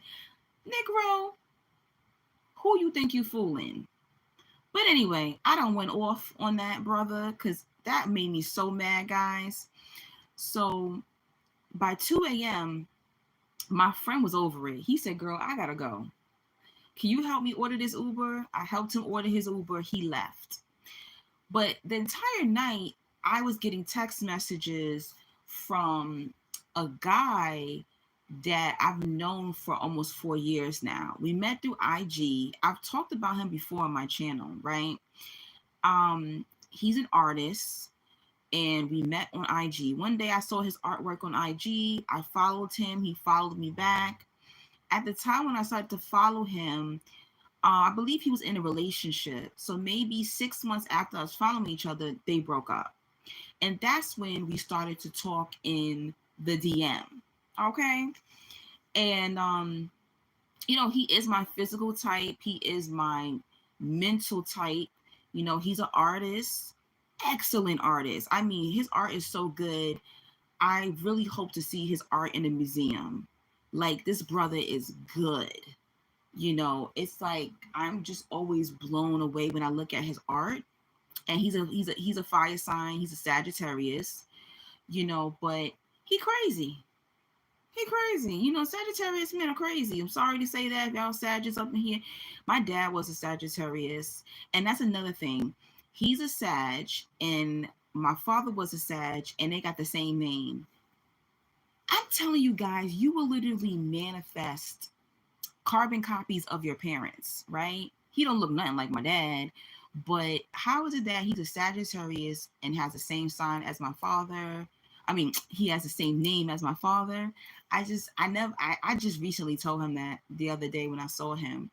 But anyway, so he lives in Cali. He goes back and forth, right? He's living in Cali because he works for a company, and he's on contract. When the contract ends, he comes back to New York. He'll live here for a couple of months, and then when he gets a new contract, he'll fly back to Cali. I really wouldn't take this man seriously. One, he lives in Cali. Two, I feel like he's still broken from his last relationship. Three, I just think Sag men are crazy. But I enjoy our friendship. I would say that. Sometimes you could be attracted to someone, but it doesn't mean you want to be in a relationship with them. I'm just keeping it real. Hey, Egypt. Oh my God, Egypt, where you been? Happy New Year, baby. Where the hell you been? The title says it all, darling. Hey, Universal Human. J-Cat said attention is one hell of a drug addiction. It really is. I don't understand why people have tons of pictures of themselves on the phone. I got tons of pictures of myself on my phone, but I don't post them. I like to look at myself. You said Jezebel. She was a Jezebel. She is. She is a Jezebel. Idle time is the devil's playground. It sure is. But yeah, so through the night, this guy, let's just call him, what we gonna call him? Let's just call him Sag. Through the night, Sag was texting me, right? So he's like, where you at? I'm with my boys. You out with your friends? Like, I'm trying to see you tonight. And I'm like, I don't know how you gonna see me because you in Manhattan, I'm in Queens. And so we're just talking through text, we're flirting. So she looks over and she says, is that see, I don't have his name as his first name. I have his middle name in my phone, right? And here's another crazy thing. His middle name is my ex best friend's name. I know, guys, this is creepy. His first name is my father's name, and his middle name is my ex best friend's name. So she looks over and she's like, Sag, you've been texting Sag. I thought y'all stopped being friends in 2016. I said, this isn't my ex best friend. This is another Sag. So she goes, oh, okay. So even though she's dancing, she's on live, she's getting her attention, she's still paying attention to the fact that I'm getting attention by some man in my phone. You get it, guys? This is the narcs. This is the Jezebel spirit. They can be getting all the attention. Oh, keep in mind, she also has a man. She also has a boyfriend in Texas. So she's got a man. She's getting the attention from multiple men on this live stream. Plus, she's dancing around men while we were in the lounge, while we're in the club, right? But no, she want to know who is Angelique texting? Who is she texting all night? This is one guy. I got a guy in front of me who I ain't even paying him no mind. Yes, my friend is crazy about me, but I'm not into him. I've been told him we ain't never gonna be together. You decide you still want to be friends with me, hang out with me, cool. He paid for his stuff, I pay for my stuff. Torture yourself if you want to. So he already knows that. So she's probably thinking, and she saw the quality. My friend is a great man. So she's probably thinking, damn, she got this guy here. Hey, I thought you was in here already. She's probably thinking, damn, she got this nice guy sitting here. He's into her. Then she's texting some other guy. She captures substance. This is the difference between us chosen ones and others. We may not get a lot of play. We may not get quantity, but when we finally catch them, we do get quality. So I may not have a whole bunch of men running after me, but the ones that do want me, they're quality. I gotta keep it real. They are. I don't have 10, 15 men running behind me. I may just got about 5 of them running behind me, but most of them are quality. So she peeps that. You know what she remind me of? You ever seen the movie Coming to America? I remember the woman that marries Eddie Murphy. Um her sister, I think it was her sister. Her sister was the brown skin one, right? They always kind of make it a brown skin, light skin thing. But her sister was the hoe, and she slept with Arsenio Hall's character, because he lied and said that he was the king when really Eddie Murphy was the king. And when she found out that Eddie Murphy was the king, and her sister was going to marry him and become a queen, she said, she always gets the good ones. That's how I feel she views me. She doesn't get quality. She can get married, she can have children, she can have sexual partners, but she doesn't get quality. And on top of that, most of the men that she attracts, they're not lookers. Her husband was ugly. Sorry to say, he is. Her husband was ugly. Majority of all her boyfriends, when us growing up, they're not lookers. And I'm not saying it's all about looks, but she doesn't get attractive men. And she's the skinny one. She's got a nice body too, big booty on her and all that, small waist. Pretty girl. She got locks. Men love natural hair. She got long locks going down her back, but she doesn't attract good-looking men. I've always been the one that gets the lookers. I'm not gonna front. I get the lookers. I get the guys who like to dress nice. I get the really handsome faces, the 95 type guy. I get the guys with the bodies. I always attract gym rat dudes, good looking dudes, guys who are into fashion. That has just always been something that I attract, but she never gets the lookers. Never. She can't. She's probably had 2 guys that I think were fine, and she couldn't keep up with them because she doesn't keep up with her appearance. A lot of narcs, and as they get older, they let themselves go.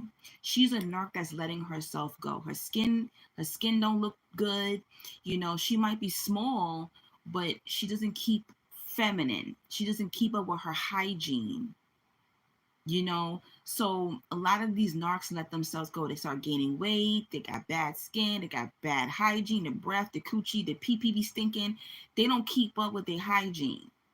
She's letting herself go, because you understand, narcissism is a mental illness, so these people go downhill. You feel me? But anyway, so she's trying to figure out, who is this guy I'm texting, right? So once we're leaving Cavalli, the kid teen club, right? Um, it's 2 a.m. I'm like, listen, clubs are closing at 4. And my Sag friend said he was in Harlem. Harlem is not far from where I was at. I was in Astoria, Queens. So the bridge is right there. So it was pretty much like a 15, 20-minute drive from Queens over to Harlem. So I said to my friend, I said to my Sag friend, you know what? I'm gonna live a little tonight. I'm gonna come see you. So he's like, yes, come see me. This, where we're at, um, which was called the Shrine, right? It's a small little club, and they play like Afro beats and reggae, R&B, hip hop. So it was like more my scene. And I've been to the Shrine many times, right? But mostly for poetry. They do a lot of you know, jazz, poetry, open mics at the Shrine during the week, but on the weekend it turns into a club. So I jump in the Uber. I tell her, look, I gotta go. We be waiting for this birthday boy. This birthday boy, the guy that is his birthday, 35th birthday, he walks in the club at 2 a.m. You tell us to meet you there at midnight, and you come to the club at 2 o'clock in the morning, and the club is closing at 4. He was showing his age. I guess he only wanted 2 hours in the club. And she was like, well, he's here. Let's just, we're gonna stay. I said, no, I'm going to Harlem. You can stay if you want. I'm going to Harlem. So she's like, okay, I'll come with you. So I'm like, I'm gonna go, see my friend Sag. He's with his boys. It's his boy's birthday party. So, expect that when we get there, there's gonna be guys there. There might be some of his friends who try to holler at you. I'm just keeping, I'm letting you know. She's like, oh, I'm down. Let's go. Let's go. So we jump in the Uber. We get to Harlem. I always got a story for you guys. I'm sorry. The story's almost over. So we get to Harlem and I'm outside. They about to fight because they trying to get into the shrine. It's 2:08. By the time we pull up, it's like 2:20. So I'm texting my friend Sag and I'm like, I'm at the door. It's like the anticipation because he had not seen me in a long time. Because remember, he's been living in Cali. So he's just waiting. And he's like, ain't no women up in this club. Like, I'm so happy you popping up on me. Like, I get to dance with a woman tonight. Like, he was just so happy that I was showing up. So I'm a little, anticipating too, because I'm like, oh, I have this crush on this guy. So yeah, I want to see him. We're just friends. We never been intimate. I still, got a crush on him. So I walk in, he sees me immediately. He's like hugging me. He's so happy to see me. And then I introduced them, and then she takes our coats to go, put it in coat check. So she puts our coats in coat check, and then she goes on the dance floor. I don't know where the hell she was. I actually met a girl on the line outside, and the girl said she was going to the club by herself. I said, girl, if you need help, a man is bothering you, find me. I got you. She said, no problem. Thank you so much. She was such a pretty brown skinned girl. She was so pretty. She was big. She was pretty. She was brown. Yeah, she was just gorgeous. I should have got her information, but I didn't. But anyway, so he immediately he grabs my hand. He grabs my hand. We go to the bar. Hey, Queen Sheba. Oh Lord, I'm afraid to see this damn. What is this comment? Anyway, so he grabs my hand. Oh, okay. I'll show you a thing. He grabs my hand. Oh, there was nothing wrong with that. But anyway, he grabs my hand. We go to the bar. He's like, "What you want to drink?" I'm like, "Oh, you buying me a drink? Okay, I'm glad you know." You see the difference, and she saw that all these men she was dancing with all night didn't even think to buy her a drink. Immediately, I'm in the building 5 minutes. He grabs my hand like, you my woman right now. Like, now I'm spitting on myself.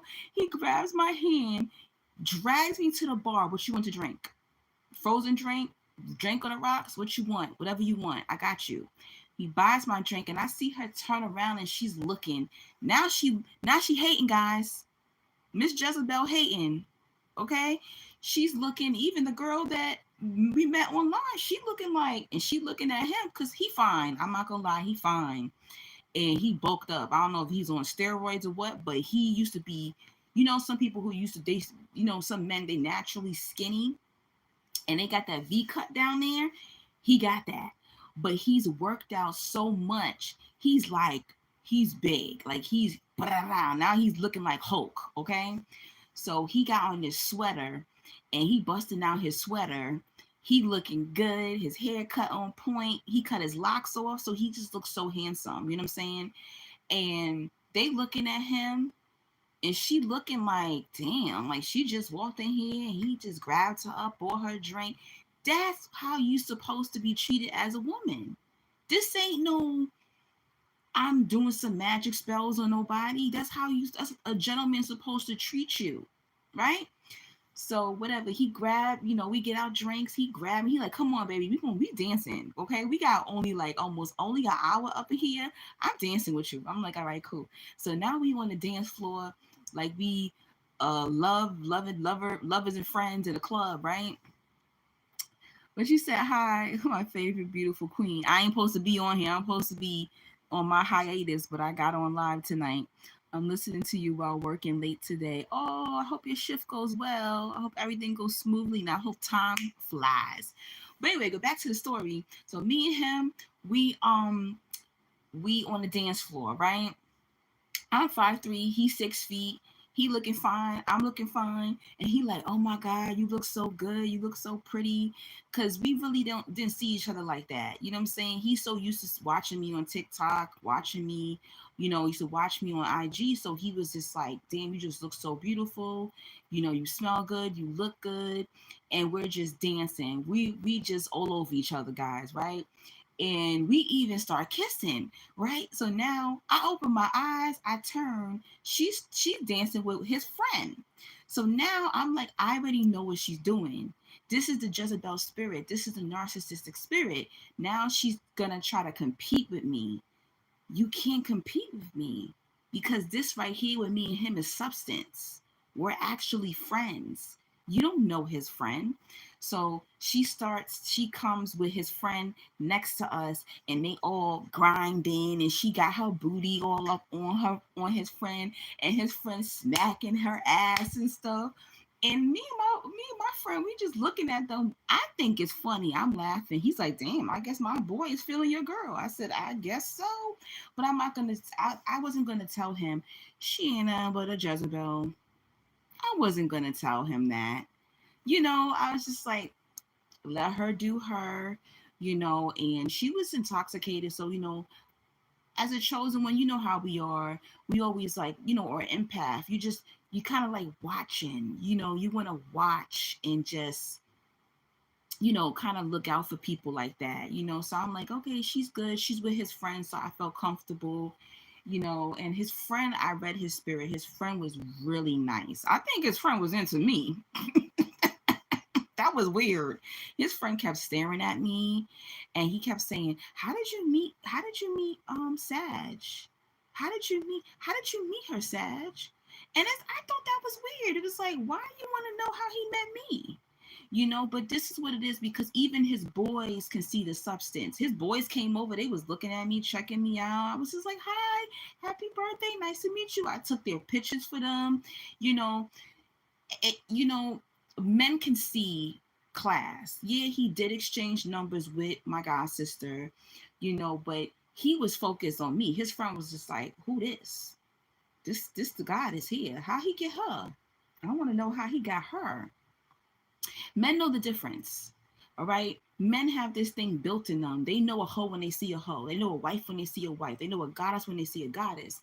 They know a strong woman when they see a strong woman. They know when they see an insecure woman. They have this, how women have women's intuition. We have it from our womb, from our gut. Men got intuition too, because they're supposed to find the woman. They're supposed to pursue the woman. Okay.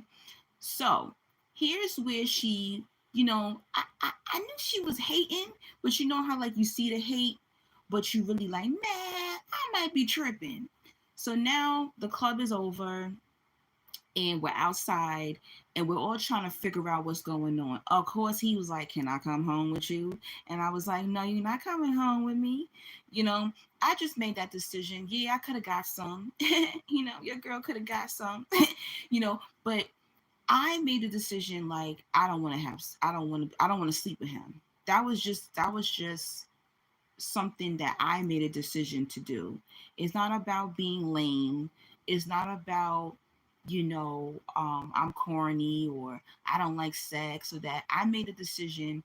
This is not how I wanted our first time to be together. I just wanted to be different. I kind of want to like hang out with him, for the whole day, maybe do some dinner, then make love. Like that's just me. I like quality time. I don't want to be, we got drunk in the club and then after the club he hit. That just wasn't my ideal vision of us sleeping together, especially since we've been friends for almost 4 years. That just wasn't my ideal. But of course, he's a man, he horny, he was filling up on me in the club, we making out. I mean, who wouldn't want some? But that just wasn't what I want to do. That's not how I carry myself. And that's why I did that video that I put up today. This is why I'm doing this video now. Don't let people peer pressure you into being something that you're not. That's just not my style. I'm not saying I don't like sex. I'm not saying I ain't a freak. I ain't saying that. I just do things a certain way. I'm just classy with mine, right? So now, now welcome to the Casamigos. Girl, I wonder if that was Casamigos. Probably wasn't. It did taste like some good. I was drinking passion fruit, girls, passion fruit margarita with the sugar rim. That is so good and refreshing. Anywhere you go, order that. All right. It's like a game to me. I order a passion fruit margarita at every restaurant I go. It could be frozen or it could be on the rocks. It's so good because it's like the tequila, especially if you like salt on your on the rim of your cup, you're getting that sweetness from the passion fruit, and then you get that little salty hit, and then you get the lime. Ooh, it's so good. It's so good. Definitely try passion fruit margarita. But anyway, going back to the story, I just made that decision. And on top of that, she said she wanted to sleep at my house. Where am I going to put her? I don't have a couch. The extra room that I have doesn't have a bed in it. So where was I going to put her? The only place, if someone sleeps at my house with me, is they have to sleep in the bed with me. What am I going to do? Put him and her in my bed? Hell no. That wasn't going to happen. And I'm not one of those people. If I told somebody you can sleep over my house, I'm not gonna backtrack and be like, oh, I'm trying to get some dick tonight, so you can't sleep over. That I'm not that kind of girl. I'm a girl's girl. You know what I'm saying? Even though I could have sent her ass home in an Uber, I still made the decision to let her sleep over and send his ass home. Basically, he felt a little rejected. He felt some kind of way, but he'll get over it. It's not that serious. But as we're standing there talking, so she's on this side with his friend, and him and I are on this side. We're holding each other, and his friend is just like, "How y'all met? Like, where you get her from?" Like, he's really trying to find out how his friend met me. And I said, we met on IG. I saw his art. He followed me. I followed him, and the rest is history. Became good friends. That's it. And all of a sudden, my hating ass god sister, the Jezebel spirit, she goes, well, she's celibate.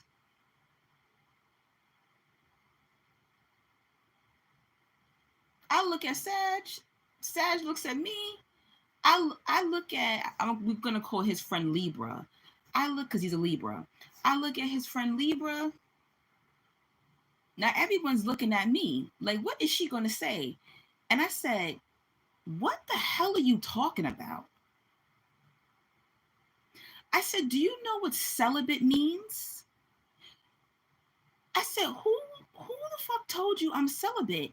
So now I turn to him and I go, I'm not celibate. And he goes, okay. And then he's a Sag, so he's very intelligent. Sages are very intelligent people, okay, especially the men. All right. He give her this look. He goes, like he picked it up. He picked it up like, oh, this is a hating ass bitch. And me and him have had conversations like this because in his last relationship, he felt his ex-girlfriend's female friends were always haters.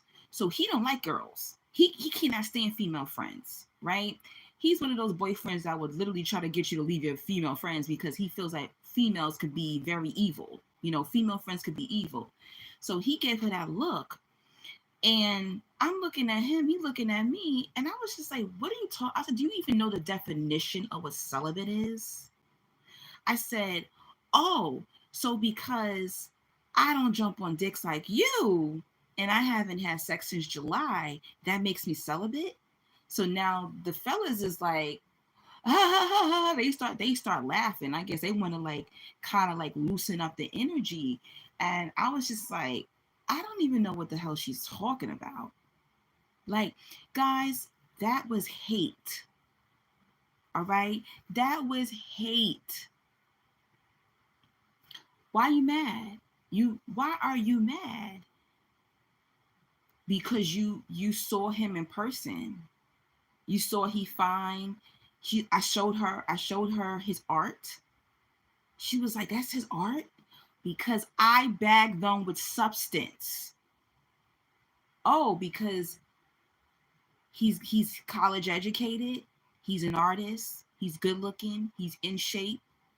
Oh, you thought you was gonna pull up on a hot ass mess because I'm a big girl that I can't bag quality? That's what she thought. She could never attract a man like him. And she knows that. She's standing next to his friend. She's got a man back at home. She got all those men on that live giving her attention, but she could not stand to see me standing there looking good as hell next to a brother who was fine as hell. And not only is he fine as hell on the outside, he's fine as hell in the inside too. It was eating her alive, guys. This is what these narcs are thinking, guys. This is what these people are thinking. She was spiraling. She was a narcissist. She was having a narcissistic titty attack.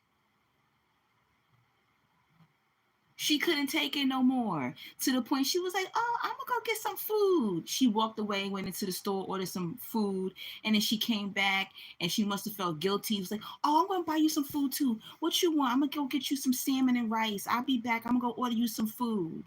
I was like, yeah, you do that. Go ahead. Go order me some food. Go ahead, peasant. Go order me some food and pay for it too. Like, you're doing too much, but this is what happened. They can't take it, guys. They have to explode. They have to explode. Eventually, they tell on themselves. They show their true colors. They show their hate. She couldn't take it. She couldn't take it. Even with having a man and having all that attention, she couldn't take it. She met my male friend that night. She saw that he was a good brother. Damn, substance. She met the guy that's trying to get with me. Substance. They can't take it. So my 2 outweighed her 100. And this happens, guys. We're substance. So it doesn't matter that you only got one person in your life, or you only have a little bit of friends, or you think that you don't have much, but your little outweighs their lot. I was like, I can't believe this chick said that shit. She was trying to embarrass me. So you're trying to embarrass me. Why did you think by saying I'm celibate was going to make me look lame because I decided not to take a man home after the club and fuck him? That makes me lame? Well, I'll be that lame. I'll be that. Because you know why? In her head, she probably was like, shit, I would have fucked him tonight. That's probably what she was thinking. That's why I did not let that man come to my house with that woman in my house. Well, I might wake up and she trying to jump on his then I'm gonna have to fight you. Then I'm gonna have to knock your ass out if I woke up and saw her touching him or something like that. You think I was gonna bring that man in my house with you? No, not gonna happen. Because they always going to have something to prove. It's not even that there's something special about him. It's the fact that he was giving me that attention. He was treating me like the goddess I am. They can't take that. They can have so much, but they're going to stay focused on what the chosen one has. All right? My story is over. I know I had to go through all those details and all that. You know what's sad to say? She's a Leo. She's a Leo. She's a dark-sided narc Leo. So I'm a Leo. She's a July Leo, though. All right? I'm sorry. I think July Leos are different. They got that Cancer energy. I'm sorry. But I'm an August Leo. She's a July Leo. So yes, there are dark-sided signs in every sign, and she is a dark-sided Leo. All right? And it's sad, that it went down like that. I was so turned off. And we had been talking about taking a trip in March or April. I don't know how my money's going to be looking because they cut my hours at work. But I think I'll be taking that trip by myself. Yeah. I think I want to take that trip alone. I don't want her on that trip because what she did that night was ridiculous. That was ridiculous. And I still let her come to my house. I didn't mistreat her no kind of way. She slept over, and it was stupid. It was unnecessary. She did not have to sleep over. Her daughter is 16. Her daughter was at her mom's house. She could have just called her daughter. Kids always up. She could have just called her daughter. Maybe a part of the reason why she wanted to sleep over is because she thought that she was cock blocking. But my decision was that I did not want to sleep with that man that night anyway. She didn't cop block anything. He felt like that. He was like, I don't care if she's there or not. I still want you. I want to come over your house. And I said, no, you're not coming to my house. Okay. All right. No, definitely not. So I don't have any regrets. He's still in his feelings, but he'll get over it, because a man ain't going to stop until they get you anyway. So he ain't going nowhere, and I ain't even worried about it. But I believe he went back to California yesterday. Um, but it was a great night. Honestly, going to those three lounges, it kind of like brung out my inner 20s. I think sometimes that's healing. You can just go out, have a good night. I didn't even know I had that much energy at 40 to be going to three damn parties. But I had a great New Year's Eve celebration. And I only had 3 drinks. I had 1 drink at each place, and I was drinking water and went to the bathroom. So I didn't have any hangover the next day. And actually, the next day, my homeboy, the one who came out with me the night before, he actually we went to breakfast together. So that was cool. I don't like Denny's, but that's where he took me. We ended up going to Denny's. That was his choice. Denny's is nasty. I I hate I hate IHOP, Denny's, ugh, Waffle House. I hate food like that. I'd rather go to a diner or like a nice brunch spot. I don't like those type of chain restaurants. Disgusting. Ugh. But whatever. So that was my New Year's weekend, and then I looked on the schedule. I'm thinking that I was off New Year's Day. They sneaked me onto the schedule. The schedule had already been made a week ago. They added me to the schedule at the last minute. I still went in because it was time and a half, but I didn't know that I had to work the next day on that Monday until I saw the schedule at 3 o'clock in the morning. Yeah. They put me on a schedule from 12 to 6:30 p.m. Whatever. I went in. It was okay day, you know. But it was just very interesting, and I'm like, damn, this is just like the beginning of the year, and already people's true colors is showing. Y'all already hating. Y'all get ready to be hating, hate some more, because I really think that 2014 is going to be a much better year for me. I really think a lot of blessings are going to come in for you, for myself.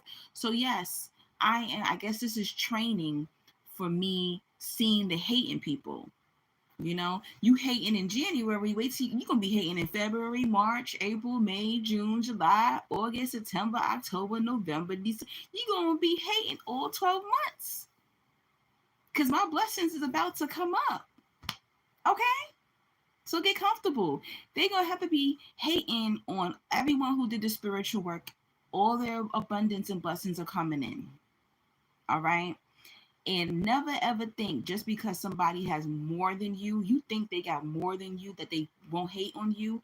Every hater I've had in my life has had fucking more than me. Okay? And that is also why they hate on you, because they cannot figure out, damn, I got the money, the education, the family, the love, the looks, and I'm still lame as hell. But she is the bomb, or he is the bomb, with the little bit that they have. How they do that?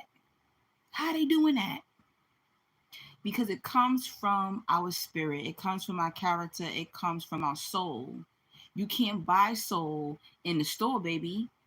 You can't buy character in the store. It's something that you build, or it's something that you come into the planet with. And they know that, and they see that, and they see how people treat you. They see how people react to you. I know a lot of chosen ones be feeling like, oh, my life is miserable and everybody hates me. No, there are people who love to hate you. There are people watching you right now. Okay? So don't ever think that you're not loved, because you are. You are. I know that now. I used to think that everybody hated me. Everybody I meet, they're a hater and this and that. No, there are people who genuinely fuck with me. Y'all fuck with me. Y'all love me. I love y'all back. So there are people who actually do love you, who actually are watching you, and they are rooting for you. There are people who are secretly rooting for you. There's this girl, I don't know if she's watching this live, but there's this woman. I watch her sometimes and I never say nothing to her. And sometimes I see her on her live and she be like, "Oh, is it haters lurking in here?" I'm not a hater. I'm just watching your live. I'm not gonna say your name. I think she does the same thing to me. She watches my videos, she watches my lives, but she never comments, she never says anything. I gave her the same energy back. But I'm always rooting for her and I'm always praying for her. And I love her content. I just don't comment. I don't say anything. So sometimes you think that people are watching you to hate on you, but no, they're actually rooting for you behind the scenes. I'm telling you. There are people who say, "Oh, I've been on your channel for years. I've been watching you for 7 years. What? I never seen your name pop up. Really? Wow." So just like there's people sending you evil eye, there's people who are sending you blessings, sending you love secretly. I'm telling you guys, and you have to get into that mindset so that you can attract more of that love and more of that abundance. All right. But yes, yeah. So, the old little white lady said, "I didn't get my kiss for New Year's, but I did get my kiss for New Year's, guys."